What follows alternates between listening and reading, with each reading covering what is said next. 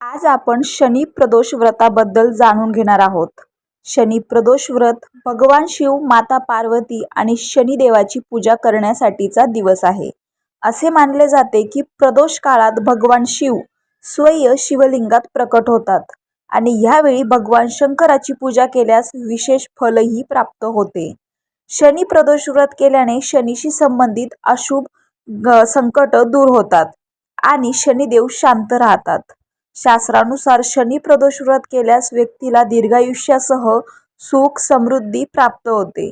याशिवाय कुंडलीत शनीच्या शुभते सोबतच चंद्रही लाभ देतो.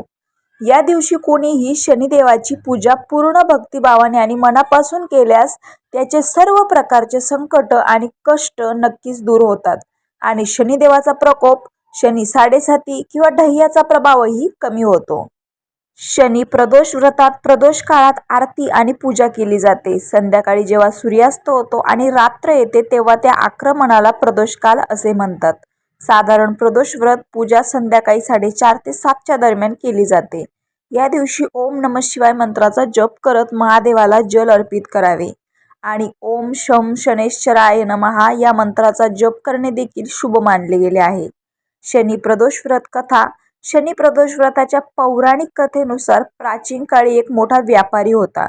त्याच्या घरात सर्व प्रकारच्या सुखसुविधा होत्या, पण मुले नसल्यामुळे पती पत्नी नेहमी दुःखी असायचे.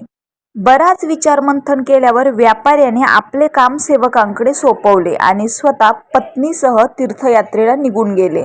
जेव्हा ते आपल्या शहरातून बाहेर आले तेव्हा त्यांना ध्यानस्थ बसलेला एक साधू दृष्टीस पडला. व्यापाऱ्याने विचार केला, ऋषींचे आशीर्वाद घेऊन पुढचा प्रवास का करू नये. दोघे साधूजवळ बसले. जेव्हा साधूने डोळे उघडले तेव्हा त्यांना कळले की पती पत्नी बराच वेळ आशीर्वादाची वाट पाहत बसले होते. त्यांना बघून साधू म्हणाले की मला तुमचे दुःख माहीत आहे. तुम्ही शनी प्रदोष व्रत करा, यामुळे तुम्हाला नक्कीच संततीचे सुख मिळेल. साधूने दोघांनाही प्रदोष व्रत विधी सांगितली आणि महादेवाची वंदना देखील सांगितली. हे नीलकंठ सूर नमस्कार, शशी मैली चंद्र सुख नमस्कार, हे उमाकांत सुधी नमस्कार, उग्रत्व रूप मन नमस्कार, ईशान ईश प्रभू नमस्कार, विश्वेश्वर प्रभू शिव नमस्कार. दोघे साधूचा आशीर्वाद घेऊन पुन्हा तीर्थयात्रेसाठी पुढे निघून गेले. तीर्थयात्रेहून परतल्यानंतर पती पत्नीने शनी प्रदोष व्रत केले, ज्याच्या प्रभावाने त्यांच्या घरी एक सुंदर राजस पुत्राचा जन्म झाला. याचं महत्त्व. द्वादशी त्रयोदशी तिथीला प्रदोष व्रत केले जाते. जर एखाद्या व्यक्तीला भगवान भोलेनाथांना प्रसन्न करायचे असेल तर त्याने प्रदोष व्रत केले पाहिजे.